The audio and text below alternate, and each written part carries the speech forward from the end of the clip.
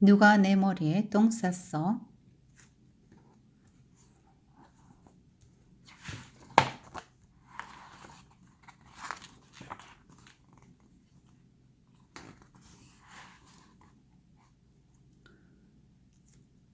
작은 두더지가 하루는 해가 떴나 안 떴나 보려고 땅 위로 고개를 쓱 내밀었어요. 그러자 아주 이상한 일이 일어났답니다. 뭉글뭉글하고 기다랗고 갈색을 띤 어떤 것이 갑자기 두더지의 머리 위에 철퍼덕하고 떨어졌어요. 그것은 소시지 같기도 했어요. 에이구, 이게 뭐야? 누가 내 머리에 똥 쌌어? 두더지가 소리쳤어요. 그러나 눈이 나쁜 두더지는 아무도 찾을 수가 없었어요. 네가 내 머리에 똥 쌌지? 두더지는 막 그곳을 날아가는 비둘기에게 물었어요. 나? 아니야, 내가 왜? 내 똥은 이렇게 생겼는걸? 비둘기가 대답했어요. 그러자 하얀 물똥이 작은 두더지의 발 앞에 철썩 떨어졌어요. 두더지의 오른쪽 다리가 하얗게 얼룩졌어요. 네가 내 머리에 똥 쌌지? 두더지는 밭에서 풀을 뜯고 있는 말에게 물었어요. 나? 아니야. 내가 왜? 내 똥은 이렇게 생겼는걸? 말이 대답했어요. 그러자 구당탕 소리를 내며 5개의 크고 굵은 말똥이 작은 두더지 앞으로 떨어졌어요. 마치 까만 사과처럼요. 정말 굉장했어요. 네가 내 머리에 똥 쌌지? 두더지는 토끼에게 물었어요. 나? 아니야. 내가 왜? 내 똥은 이렇게 생겼는걸? 토끼가 대답했어요. 그러자 타타타 하고 15개의 토끼똥이 마치 까만 콩처럼 두더지 주위로 쏟아졌어요. 두더지는 아이쿠 하면서 잽싸게 피했어요.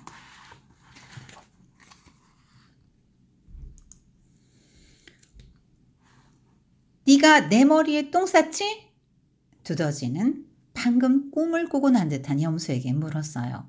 염소가 대답했어요. 나? 아니야, 내가 왜? 내 똥은 이렇게 생겼는걸?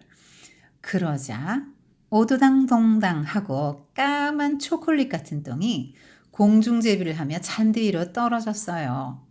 이것은 두더지의 마음에 쏙 들었답니다.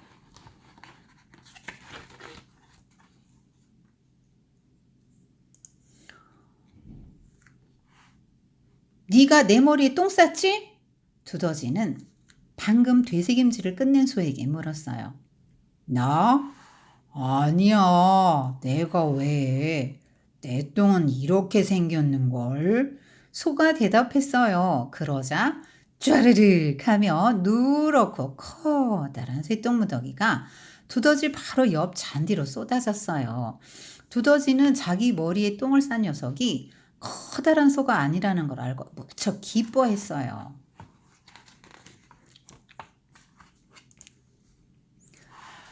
네가 내 머리에 똥 쌌지? 두더지는 돼지에게 물었어요. 나? 아니야. 내가 왜? 내 똥은 이렇게 생겼는걸? 돼지가 대답했어요. 그러자 묽은 똥무덤이 뿌지직 하고 풀밭에 떨어졌어요. 두더지는 코를 짜 쥐었어요. 너희들이 내 머리에 두더지는 물어보려다 말고 가까이 다가가 보았어요. 통통하게 살찐 파리 2마리가 뭔가를 핥아먹고 있었어요. 드디어 나를 도와줄 수 있는 친구들을 만나게 되었구나 하고 두더지는 생각했어요. 얘들아, 누가 내 머리에 똥을 쌌을까? 두더지가 얼른 물어보았어요. 재촉하지 말고 가만히 있어 봐. 파리 2마리가 윙윙거리며 냄새를 맡았어요. 그러고는 이렇게 말했어요. 아, 야, 이건 바로 개가 한 짓이야. 틀림없어. 드디어 작은 두더지는 누가 자기 머리에 똥을 싸는지 알게 되었어요. 뚱뚱이 바로 정육점집 개 한스였어요.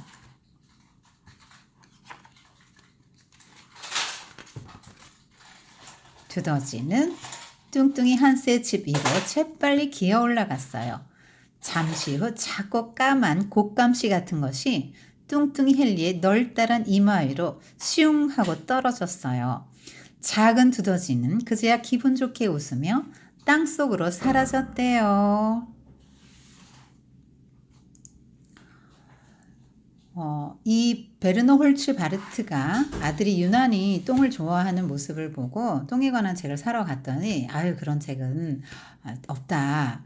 그런 더러운 소재를 다룬 책은 없다. 이제 이런 이야기를 듣고 자기가 직접 만들었다고 합니다. 뭐든 좀 필요해서 나오는 것 같아요. 음. 이 표지를 보면 두더지 한 마리가 이제 씩씩대면서 입을 앙 다물고 지금 걸어가고 있는데요. 특이한 게 이제 머리에 이고 있고 똥을 이고 있고 이제 안경을 썼어요. 그 다음에 이제 구두를 신었습니다. 이 눈이 나쁘다는 걸 의미할 수 있죠. 이건 이제 증거물로 범인이 나올 때까지 이제 그 이고 다니는 거고요. 증거물 확보. 그 다음에 이제 안경을 쓴 건 눈이 나쁘다. 그런데 이제 눈 나쁘다고 볼 수만 없는 게 보면 말과 돼지도 안경을 썼거든요. 근데 눈이 나쁘지 않은 그러면 식자층을 의미할 수 있죠. 그리고 그러니까 이제 두더지 지하 세계에 살지만 화이트 칼라인 표시를 이제 요 안경과 구두가 하고 있습니다. 구두는 지금 광이 나는 검정 가죽 구두를 신었는데 이 두더지 위에는 아무도 구두를 신고 있지 않아요. 여기 동물들 중에서. 이게 독자들에게 동물에 대한 정보를 전달하는 과학 도서가 아니잖아요. 사람 이야기를 하고 있는 거잖아요. 그래서 키도 작고 남들이 무시하기 쉬운 지하세계에 사는 두더지가 지상세계에 나오면서 자신의 그 자존심을 세우기 위해서 구두를 광나게 닦아 신고 이제 나왔는지도 모르겠어요. 이렇게 마지막 부분에서도 여기 보면은 구두가 광이 나고 있잖아요. 구두가 좀 강조되는 느낌을 받습니다. 원 제목이 누군가 머리 위에 한 짓이 뭔지 알고 파는 작은 두더지로부터. 이게 이제 원 제목이죠. 그 다음에 이제 영문판의 제목은 누가 한 짓인지를 찾아 나선 작은 두더지 이야기. 이게 굉장히 인기가 많은 책인데요. 추리소설 같은 제목의 서사 구조도 그렇게 돼 있어요. 스릴이 있잖아요. 글자체도 변화가 있고요. 그리고 이건 이제 부연 설명해 주는 거예요. 동물들이 똥을 누는 모습과 모양과 색깔을 재미있고 실감나게 이제 묘사해 주고요. 요거를 그냥 일반 똥으로 생각하면 안 되죠. 이런 일은 있을 수 없는 거죠. 두더지는 뭐 밖에 잘 나오지도 않고 해가 뜨면 안 나오죠. 이건 이제 모욕감을 상징한다 한번 해석해 봅시다. 그래서 자존심이 상해서 씩씩대면서 이제 범인을 찾아. 이게 지금 막 씩씩대고 가는데 두더지는 처음부터 끝까지 이 포즈거든요. 막 삿대질을 하거나 씩씩대거나 허리춤에 손을 딱 얹고 따지거나 그래서 억울하다면서 막 이 자기를 이렇게 모욕감을 준 범인을 찾으러 막 말을 하고 다니면서 공개적으로 다루어서 막 여론 조성해가면서 네. 그런데 이제 재미난 게 이제 나중에 범인이 한스인 게 밝혀지죠. 네. 재미난 게 내내 따지다가 엄청나게 이런 포즈로 지금 계속 따지고 있거든요. 보면 다 이제 이런 포즈로 따지잖아요.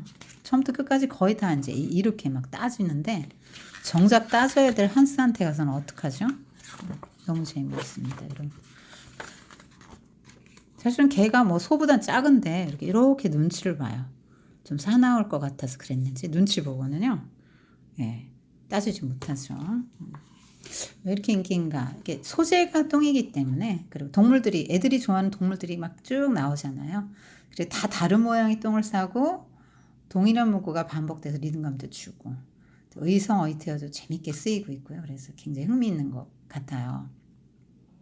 애들이 왜 이렇게 뭐 똥, 방귀 이런 거 뭐 좋아하는지요?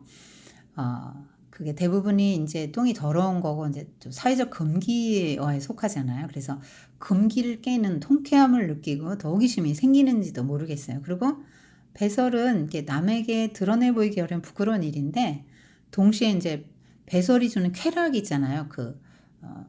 그렇기 때문에 이제 시원한 느낌, 쾌락을 준 행위이기 때문에 그걸 말할 때 이제 즐거움도 같이 좀 느끼고 있지 않나 생각해요. 어른들은 이제 주로 완곡어법을 쓰고 이제 미화법을 쓰는데 애들은 그냥 이런 걸 직접적으로 말하면 되게 재미있어 하죠. 이 처음에 보면은 해가 떴나 안 떴나 보죠. 지상세계로 이렇게 나오는 목적이 해 떴나 안 떴나. 두더지는 원래 밤에만 어쩌다 가끔 땅 위에 나타나고 대부분의 생활을 지하에서 있죠. 그래서 두더지는 해에 관심이 없어요. 근데 이 두더지가 해에 관심이 있다. 이건 뭐냐면 지하 세계에 살면서 좀 더 밝은 세상 혹은 지상세계 좀 더 이제 상류층의 생활을 꿈꾸는 그런 인물로 해석할 수가 있겠죠. 두더지 앞에는 언제나 리틀이라는 이 수식어가 항상 붙어요. 그리고 두더지가 지상에서 만나는 동물들이 다 커요. 다 크고요. 지금 여기 보면 big 이런 뭐 표현들이 있잖아요. 그리고 리틀은 항상 이렇게 굉장히 대조적인 거거든요. 그래서 이 동물 나와서 만나는 큰 동물들은 강자, 강자, 큰 사람이죠. 그러니까 뭐 이제 능력 이렇게 큰 사람이라는 게 뭐 다른 의도가 아니고 어떤 이제 사회적 지위가 높다거나 좀 어떤 재력이 있다거나 어떤 뭐 그런 여러 가지 면에서 이제 상류층 사람 혹은 힘을 가진 사람 뭐 이렇게 상징할 수가 있겠죠. 그리고 뭐 엄청 정말 굉장했어요. 막 이렇게 표현하잖아요. 그래서 그리고 이제 소희똥을 보고는 어우 이렇게 큰 게 나한테 안 떨어진 게 정말 너무 다행이야 이렇게 생각하고 그 다음에 또 막 이 특별히 또 제일 마음에 들어 하는 게 뭐죠? 아우 이런 건 너무 마음에 든다. 이게 뭐냐면 아유 이 사회를 살아가면서 그 강자에게 본의 아니게 강자가 그런 의도는 갖고 있지 않더라도 약자는 이제 강자에게 당하면서 살 수밖에 없잖아요. 그래서 작게 당하고 살고 싶은 소망이 좀 반영이 된 것 같아요. 네.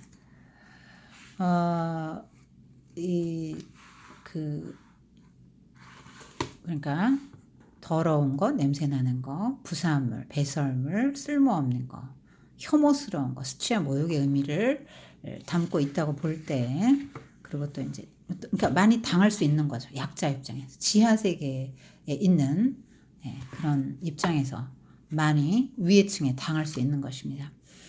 파리도 굉장히 작은 사이즈잖아요. 근데 여기서 이제 파리와 함께 범인을 찾아내는 거 약자들의 어떤 사회적 연대를 의미하는 것 같아요. 지금 요 굉장히 전문가잖아요.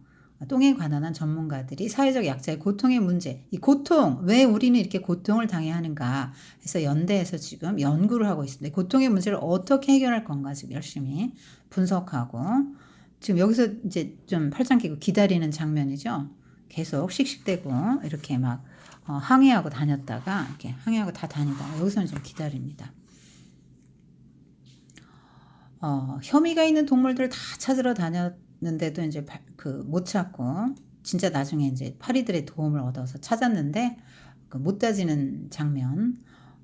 정말 힘차게 복수를 하러 의기양양을 하는데 한스가 이빨이 있고 막 물 수 있으니까 무서웠나 보죠. 그래서 항의도 못하고 자기 나름의 복수를 하고 돌아가요. 좀 여기서 이렇게 자기보다 다 큰데 기가 하나도 안 죽고 막 이렇게 따지잖아요. 그러니까 이제 어떤 식자층으로 좀 보입니다. 그리고 자기가 당한 모욕감이 굉장히 컸다는 걸 지금 말을 해주죠. 그러니까 고통을 많이 받은 거예요. 한스한테도 사실 좀 따졌으면 여기 보면은 이 큰 동물들이 하나도 헤어질 않아요. 지금 여기도 안경 썼는데 되게 양순해 보이고요. 뭐 여기 나오는 염소나 토끼나 전부 양순한 동물들이긴 하고 양순해 보여요. 인상 다 좋잖아요. 여기 소도 다 인상 좋고요. 돼지도 안경 썼네요. 인상이 아주 좋아요. 다 웃고 있어요. 아무도 두더지를 괴롭히려는 의도를 갖고 있지는 않아 보여요. 그런데 이제 정말로 막상 따져야 될 한스에게는 못 따지고 이렇게 눈치 보다가 따지러 갈 때는 막 이렇게 의기양양해서 이제 넌 내 손에 죽었다 뭐 이런 표정으로 가다가 이렇게 못하고 자기만의 방식으로 동일하게 복수를 해주고 이렇게 가. 그러니까 정말 큰 한스와 이 작은 것이 얼마나 지금 대조되고 있는지 몰라요. 한스 입장에서는 아무렇지도 않거든요. 이 한스는 이렇게 뭐 떨어졌는데 어떤 놈이 감히 내 머리에 똥 쌌어 이렇게 하고 두더지처럼 막 이렇게 발끈하지 않잖아요. 복수하려고 막 찾아다니지도 않고요. 신경 안 써요. 그냥 뭐 뭐에서 흙 떨어졌나 뭐 이제 힐끗 한번 보고 말죠. 너무 대조적인 거죠. 그러니까 이 두더지는 평소에 이제 지하세계에 살고 작은 칙으로 갖고 있기 때문에 어떤 열등감, 지상세계 동물들이 되게 열등감을 가졌을 수 있죠. 그래서 아무 의도 없이 한 일인데도 이제 발끈하고 이 하루, 어떻게 보면 두더지 하루, 우리 인생의 축소판으로 본다면 대단한 거죠. 어떤 드라마에서 정말 일생을 그 복수의 일념을 불태우면서 마침내 복수하고 자기도 죽는 드라마들 많잖아요. 예, 복수 에너지로 지금 하루를 헛되이 보낸 거예요. 정말 좋은 지상세계 경험을 하고 갈 수가 있었는데 그러지를 못했죠.